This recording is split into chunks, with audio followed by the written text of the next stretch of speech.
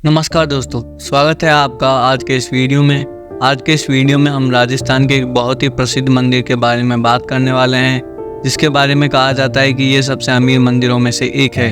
यह है रानी सती मंदिर। रानी सती मंदिर भारत के राजस्थान राज्य के झुंझुनू जिले में स्थित एक मंदिर है। ये भारत का सबसे बड़ा मंदिर है जो एक राजस्थानी महिला रानी सती को समर्पित है, जो 13वीं और 17वीं शताब्दी के बीच में रहती थी और अपने पति की मृत्यु पर सती हुई थी। रानी सती का असली नाम नारायणी देवी था। इन्हें दादी जी के नाम से भी संबोधित किया जाता है। यह मंदिर 400 वर्ष पुराना है। मंदिर के बाहर का दृश्य किसी राजमहल से कम प्रतीत नहीं होता है। यह बेहद ही सुंदर दिखाई देता है।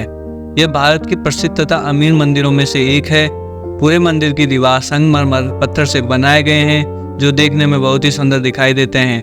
दीवारों पर सुंदर सुंदर पेंटिंग की गई है। मंदिर प्रांगण में बिजली से चलने वाले फव्वारे लगे हुए हैं। मंदिर के गर्भगृह में रानी सती देवी विराजमान है। इनके अलावा इस मंदिर में लक्ष्मी नारायण मंदिर, राधा कृष्ण मंदिर तथा हनुमान मंदिर भी है। मंदिर के परिसर में षोडश मंदिर है, जो भक्तों को अपनी ओर आकर्षित करती है। इस मंदिर में 16 देवियां विराजमान है। बगीचे के बीच में भगवान शंकर की एक मूर्ति है। इसके अलावा पार्वती, गणेश जी और श्री राम के मंदिर भी है। रानी सती मंदिर की इस छोटी सी झलक के बाद अब बात करते हैं रानी सती और उनके जीवन के बारे में। रानी सती दादी माँ की कहानी महाभारत के समय से शुरू होती है, जो अभिमन्यु और उनकी पत्नी उत्तरा से जुड़ी हुई है। महाभारत के भीषण युद्ध में कौरवों द्वारा रचित चक्रव्यूह को तोड़ते हुए जब अभिमन्यु की मृत्यु हुई, तो उत्तरा कौरवों द्वारा विश्वासघात में अभिमन्यु को जान गंवाते देख उत्तरा शोक में डूब गई और अभिमन्यु के साथ सती होने का निर्णय ले लिया। लेकिन उत्तरा गर्भ से थी और एक बच्चे को जन्म देने वाली थी। ये देखकर श्री कृष्ण ने उत्तरा से कहा कि वह अपना जीवन समाप्त करने के विचार को भूल जाए, क्योंकि यह उस महिला के धर्म के खिलाफ है जो अभी एक बच्चे को जन्म देने वाली है। श्री कृष्ण की यह बात सुनकर उत्तरा बहुत प्रभावित हुई और उन्होंने सती होने के अपने निर्णय को बदल लिया। लेकिन उसके बदले उन्होंने एक इच्छा जाहिर की, जिसके अनुसार वह अगले जन्म में अभिमन्यु की पत्नी बनकर सती होना चाहती थी। जैसा कि भगवान कृष्ण ने वरदान दिया था, अपने अगले जन्म में वह राजस्थान के डोकवा गाँव में गुरसमल बिरमेवाल की बेटी के रूप में पैदा हुई थी और उसका नाम नारायणी रखा गया था। अभिमन्यु का जन्म हिसार में जलीराम जालान के पुत्र के रूप में हुआ था और उसका नाम तंदन जालान रखा गया था। तंदन और नारायणी ने शादी कर ली और शांतिपूर्ण जीवन जी रहे थे। नारायणी के पिता ने अपनी बेटी को अपार धन के अलावा एक श्यामकर्ण घोड़ी भी दी थी, जिसमें विलक्षण शक्तियां थी। यह घोड़ी नारायणी देवी को बेहद पसंद थी। नारायणी देवी से विवाह करने के पश्चात तंदन दास उस घोड़े पर सवार होकर अपने ससुराल जाया करते थे। तब उस श्यामकर्ण घोड़े पर नवाब के बेटे की नजर पड़ी।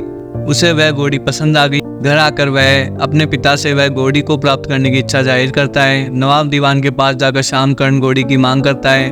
दीवान घोड़ी को देने से मना कर देता है, क्योंकि वह घोड़ी को नारायणी देवी के पिता दान स्वरूप दिए थे। घोड़ी देने से इनकार करने के कारण नवाब का बेटा घोड़ी छीन लेने की योजना बनाता है। वह आधी रात को तंदन दास की हवेली में जाता है। अनजाने में तंदन दास से लड़ाई के दौरान नवाब का बेटा तंदन के हाथों मारा जाता है। अब तंदन दास के लिए हिसार में रहना संभव नहीं था। वह उसी रात तंदन दास अपने परिवार के साथ झुंझुनू के लिए रवाना हो गए।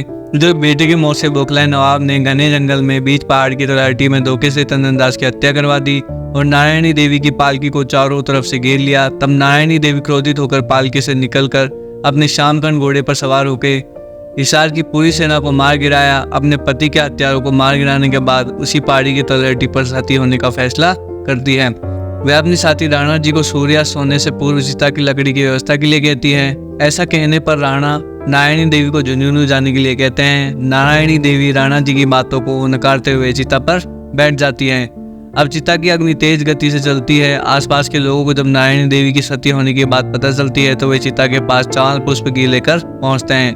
कुछ समय के पश्चात नारायणी देवी चिता से प्रकट होती है और चिता स्थल पर आए लोगों से कहती है कि 3 दिन बाद चिता के ठंडे हो जाने के बाद मेरी भस्म को लाल चुनरी में बांधकर घोड़ी श्यामकर्ण घोड़ी के ऊपर रख देना और राणा जी आप भी घोड़ी के ऊपर सवार हो जाना। घोड़ी जिस स्थान पर रुकेगी वह मेरा स्थान होगा। मैं अपने पति के साथ उस स्थान पर निवास करूंगी और सदियों तक अपने भक्तों को आशीर्वाद दूंगी। इसके पश्चात घोड़ी झुंझुनू के उत्तर दिशा की ओर खिजड़ी पेड़ के नीचे रुकता है। उस स्थान पर उस भस्म की स्थापना करके एक चबूतरे का निर्माण किया जाता है और देवी नारायणी की रानी सती देवी के रूप में पूजा होने लगती है। वर्तमान में रानी सती का विशाल मंदिर इसी स्थान पर बना हुआ है।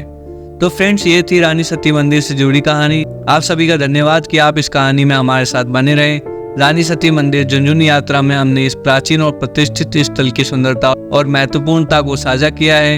यदि आपको ये वीडियो पसंद आया तो लाइक करें, शेयर करें और हमारे चैनल को सब्सक्राइब करें ताकि आप हमारे आने वाली यात्राओं से भी जुड़े रहें।